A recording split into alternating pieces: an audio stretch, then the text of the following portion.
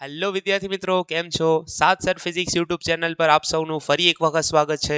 તો આવતીકાલથી એટલે કે 19 ફેબ્રુઆરીથી ગુજરાત બોર્ડના સાયન્સના વિદ્યાર્થીઓની પ્રેક્ટિકલની પરીક્ષાઓ શરૂ થઈ રહી છે અને ઘણા બધા વિદ્યાર્થીઓ એવા છે જે પ્રેક્ટિકલની પરીક્ષાને લઈને ખૂબ જ ચિંતિત છે. એટલે કે ભાઈ મોટાભાગના વિદ્યાર્થીઓ તો એવા છે જેમને બોર્ડ કરતાં વધારે ટેન્શન તો પ્રેક્ટિકલનું જ છે. પણ મેં તમને આના અગાઉના એક વિડીયોમાં કહ્યું હતું કે ભાઈ પ્રેક્ટિકલની પરીક્ષાનું તમારે ટેન્શન બિલકુલ નથી લેવાનું અને એના માટે મેં એક ખાસ વિડીયો બનાવ્યો હતો જે ઘણા બધા વિદ્યાર્થીઓ સુધી ઓલરેડી પહોંચી ચૂક્યો છે. જો તમે એ વિડીયો ના જોયો હોય તો લિંક હું તમને કમેન્ટમાં આપી દઉં છું, ત્યાં જઈને જરૂરથી આ વિડીયો જોયા પછી એને જોઈ લેજો, કેમ કે એની અંદર મેં તમને ઘણી બધી ટિપ્સ આપેલી છે જે તમને એક્ઝામમાં હેલ્પફુલ થઈ શકશે.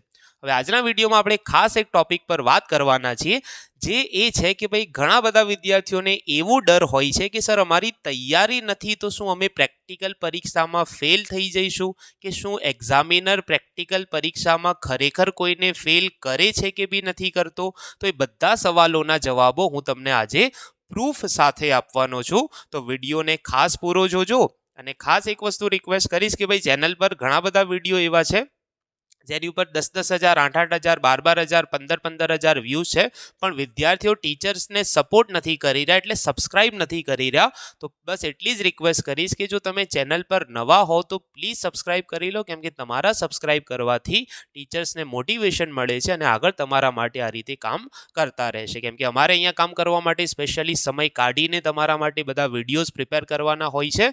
તમારે ફક્ત એક બટન પ્રેસ કરવાનું છે, બરાબર?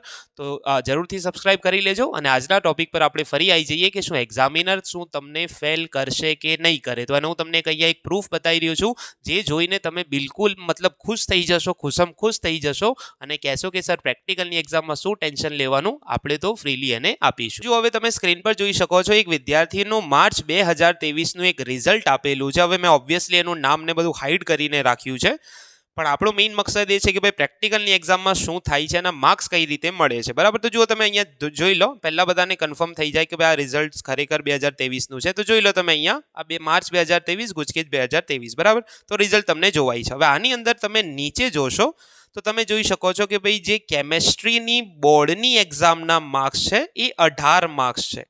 બોર્ડની એક્ઝામમાં કેટલા માર્ક્સ છે? 18. પણ કેમેસ્ટ્રીના પ્રેક્ટિકલની અંદર 33 માર્ક્સ છે. બોર્ડમાં 18 માર્ક્સ છે, પ્રેક્ટિકલમાં 33 માર્ક્સ છે. ફિઝિક્સની બોર્ડની એક્ઝામમાં 18 માર્ક્સ છે, પ્રેક્ટિકલ એક્ઝામમાં 40 માર્ક્સ છે. એટલે કે ડબલથી બી બમણા થયા, ડબલથી બી વધારે થયા તમારા. ફિઝિક્સની બોર્ડની એક્ઝામમાં 18 છે, પ્રેક્ટિકલમાં 40. બાયોલોજીની બોર્ડની એક્ઝામમાં 29 માર્ક્સ છે અને પ્રેક્ટિકલમાં 33 માર્ક્સ છે. હવે આ રિઝલ્ટ બતાવવાનો મારો હેતુ એટલો જ છે કે ભાઈ વિદ્યાર્થીઓને જે ટેન્શન છે કે સર અમારી તૈયારી નથી તો શું અમે ફેલ થઈ જઈશું, તો એવું બિલકુલ નથી.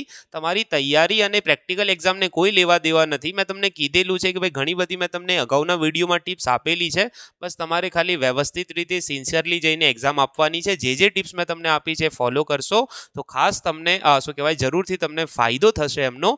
અને એનો મતલબ એ થયો કે ભાઈ હવે તમારી જે તૈયારી છે એના લઈને તમારે બિલકુલ બી ચિંતા કરવાની જરૂર નથી.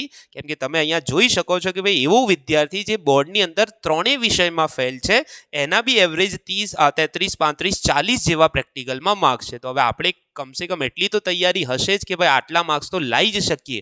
અને તૈયારી ના હોય તો બી કોઈ ચિંતા કરવાની જરૂર નથી. સિન્સિયરલી એક્ઝામ આપો અને મેં જે ટિપ્સ તમને નીચે કોમેન્ટમાં જે વિડીયો છે એમાં આપેલી છે એને ખાસ ફોલો કરજો. ચેનલ પર નવા હો તો સબસ્ક્રાઇબ કરી લો અને હવે એ ચિંતાથી બિલકુલ મુક્ત થઈ જાઓ કે તમે પ્રેક્ટિકલમાં ફેલ થશો. તમે પ્રેક્ટિકલમાં બિલકુલ ફેલ